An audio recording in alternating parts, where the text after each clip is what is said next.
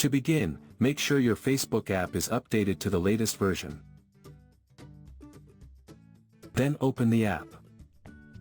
Next, tap the three-line menu icon in the top left corner. From the menu that appears on the left, select Settings and Privacy. Then, tap Settings. Swipe up to scroll down. Then under Preferences, select Media. At the top, you will see the new Picture-in-Picture feature. If you don't see it yet, don't worry, Facebook is gradually rolling out this feature to all users.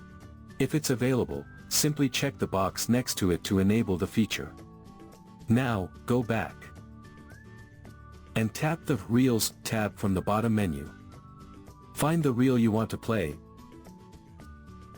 then exit the app using the Home button instead of the Back button.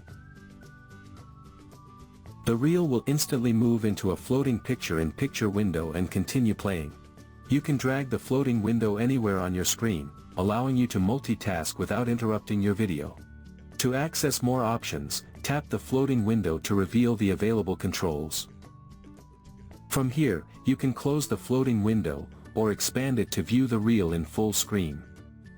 And that's how you can use picture-in-picture for Facebook Reels in 2026.